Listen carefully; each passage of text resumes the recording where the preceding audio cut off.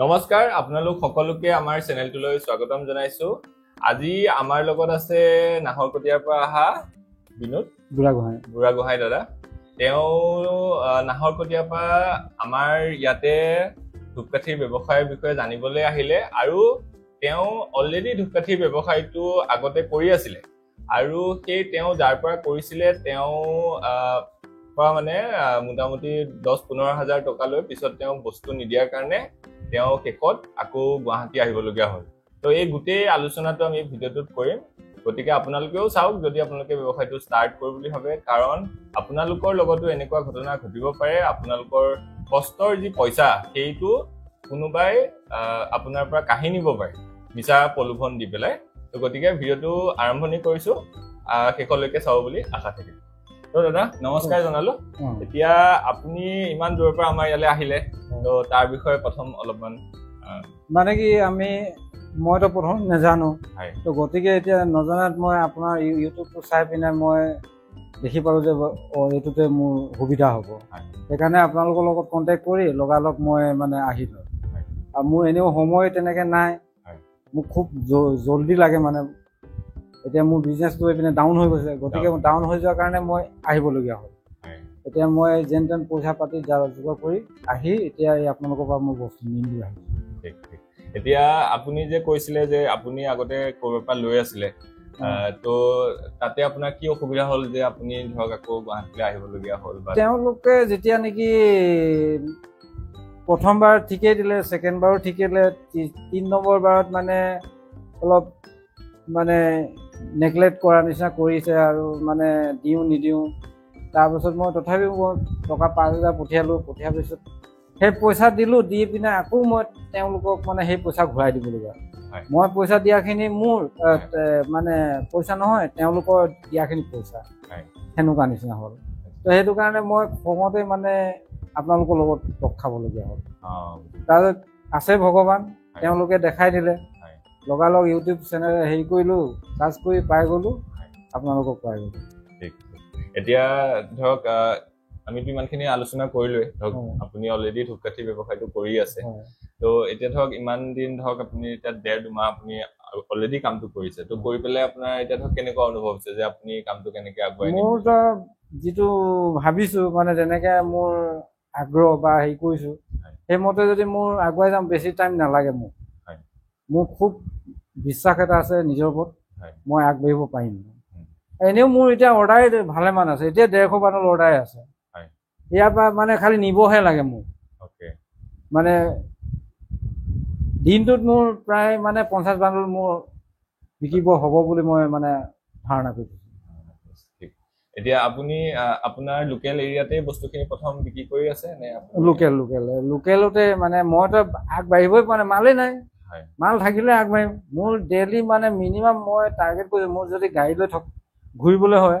মই 100 বাণ্ডলৰ ওপৰত মই বিকিম পাৰ ডে। মই এইটো টাৰ্গেটে আছে মানে। আৰু মই য'ত যাম মানে নলওঁ বুলি নোকোৱা মানুহ নায়েই। মানে সেইটোৱে আৰু কনফিডেন্টটো যদি আপোনাৰ আছে, তেতিয়া ধৰক আপুনি যিকোনো ব্যৱসায়তে সফল হ'ব পাৰে। আৰু আপুনি এতিয়া ধৰক অলৰেডি কামটো কৰিছে, তো গতিকে আপোনাৰ সেইখিনি অভিজ্ঞতা হৈছে। আৰু এতিয়া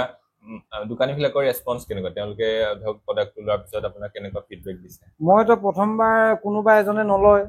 তাৰ ছেকেণ্ড বাৰ গ'লে বুলি ক'লে যেনেকৈ হ'লেও ল'বই মানে। আৰু যিবিলাক অলপ চকুৰ চিনাকি বা আগৰ চিনাকিবিলাকো আছে, তেওঁলোকে মানে চিধা কয় যে তই যদি এইটো কাৰোবাৰ লৈ আহিছ ভাল বস্তু দে, আমি ল'মেই। এতিয়া মোৰ জয়পুৰতে মানে ভাল অৰ্ডাৰ এটা আছে, আপোনাৰ গোটেই হ'লচেলাৰখিনি আছে খুঞ্চা। এতিয়া মই খুঞ্চা যাব লাগে, খুঞ্চা যাব পৰা নাই। সেই হেৰি কৰি লওঁ, তাৰপাছত এই 10-15 দিনৰ ভিতৰতে মই খুঞ্চা যাম মানে মাল লৈ। মানে এতিয়া বস্তুখিনি নি বনাই পেলাই আপুনি তাৰপিছত খুঞ্চাত বস্তুখিনি দিব। খুঞ্চালৈকে মোৰ চেনেল আছে মানে, খুঞ্চা দেওমালি, তাৰপিছত এইপিনে নামৰূপ আছে, আপোনাৰ সাপেখাতিলৈকে মোৰ চেনেল আছে। এতিয়া ধৰক আপুনি যে আমাৰ পৰা যিখিনি বস্তু লৈছে ধৰক 15-20 হাজাৰ টকাৰ, তো সেই বস্তুখিনি আপুনি এতিয়া বনাই কিমান দিনৰ ভিতৰত বিক্ৰী কৰি? মোৰ খুব 3 দিন লাগিব। 3 দিনত মোৰ চফা। 3 দিনত আকৌ আপুনি মানে নতুন আকৌ বস্তু ল'ব লগা হয়। তো এতিয়া ধৰক এই ব্যৱসায় মানে আপোনালোকৰ লগত মোৰ এতিয়া এনেকুৱা হৈছে, মই পাৰ ডে মই মাল পঠিয়াব লাগিব আপোনালোকে। মানে মোৰ সেইটো টাৰ্গেট আৰু কাৰণটো কেলে মোৰ যদি 100 বাণ্ডল যদি মোৰ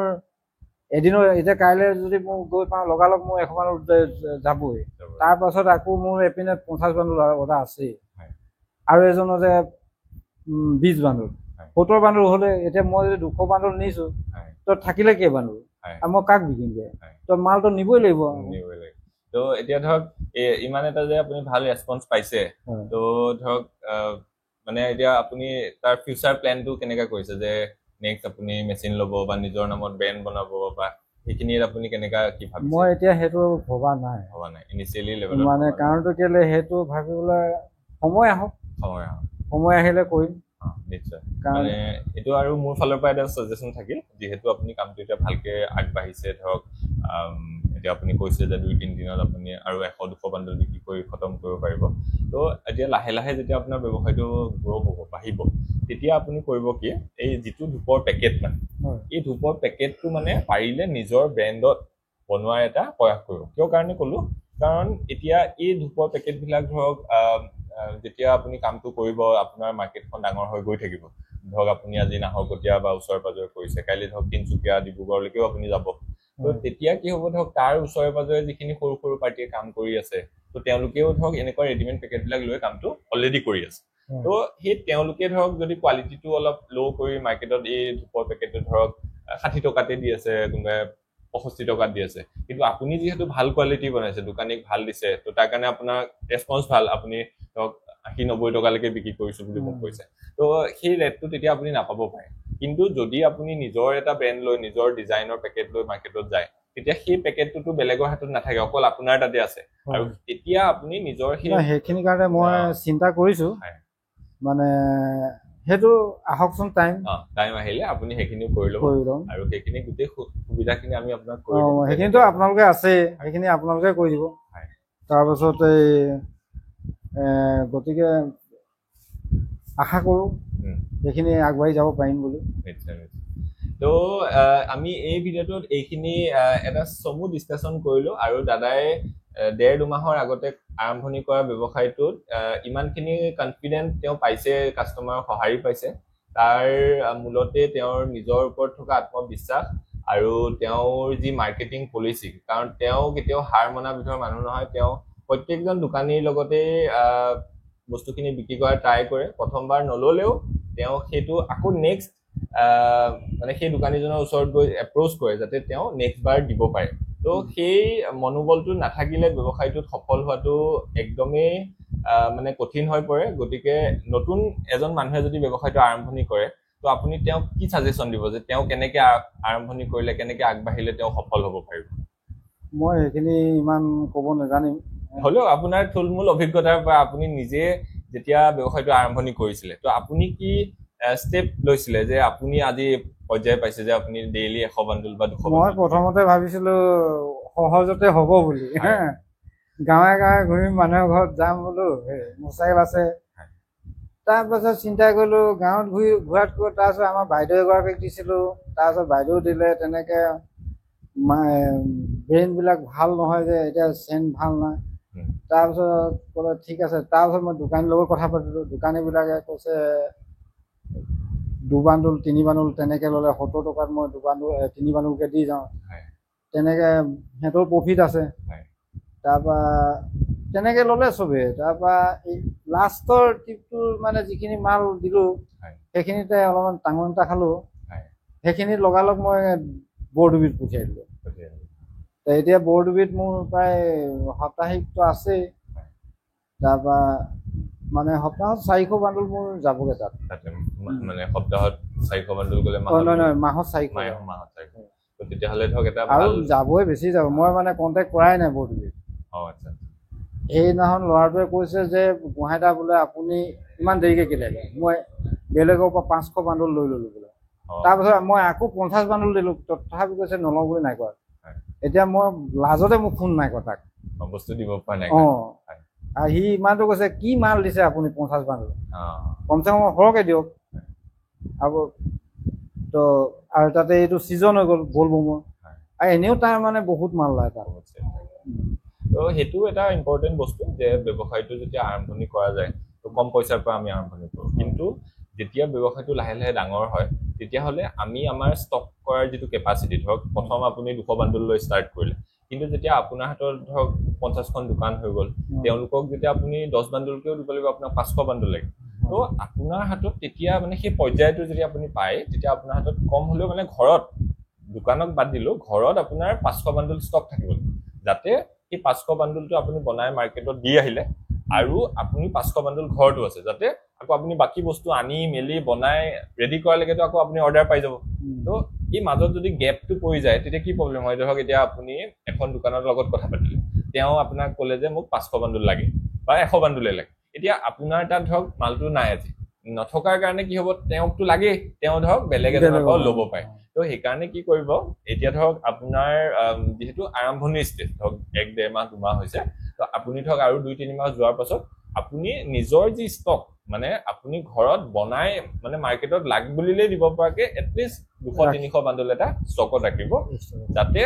আপুনি কাকো নিৰাশ কৰিব নালাগে নহলে কি হ'ব সেই এতিয়া ধৰক আপোনাৰ নিচিনাটো আৰু 10 জনে ক'বাৰ পৰা কামটো কৰি আছে আপোনাৰ অঞ্চলত নাই আপোনাৰ অঞ্চলৰ পৰা ধৰক 50 কিলোমিটাৰ দূৰত হওক 100 কিলোমিটাৰ দূৰত হওক আছে আৰু যোনে গাড়ী লৈ এই ব্যৱসায়টো কৰে তেওঁলোকে ধৰক ডেইলি 50-100 কিলোমিটাৰ ঘোৰাটো ডাঙৰ কথা নহয় তো তেওঁলোক যদি আহি তেনেকুৱা এজন কাষ্টমাৰ যিজনে আপোনাৰ পৰা ধৰক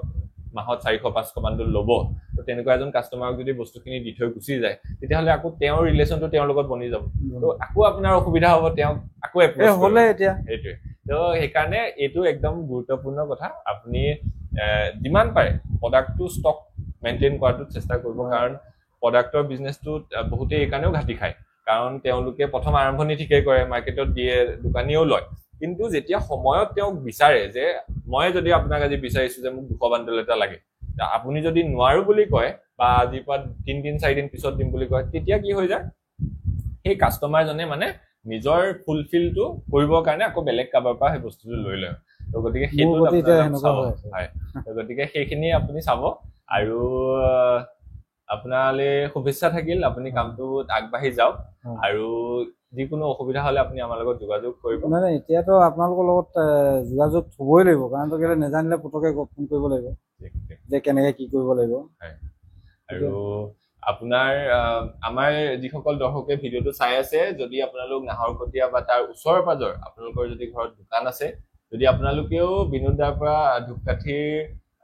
ৰেডিমেড বাণ্ডেল লৈ পেলাই ব্যৱসায় কৰিব বিচাৰে তেতিয়াহ'লে আপোনালোকে আমাক কমেণ্টত যোগাযোগ কৰিব আমি তেওঁৰ নাম্বাৰটো আপোনালোকক দি দিম আপোনালোকে তেওঁৰ লগত ডাইৰেক্টলি যোগাযোগ কৰি বস্তুখিনিও ল'ব পাৰিব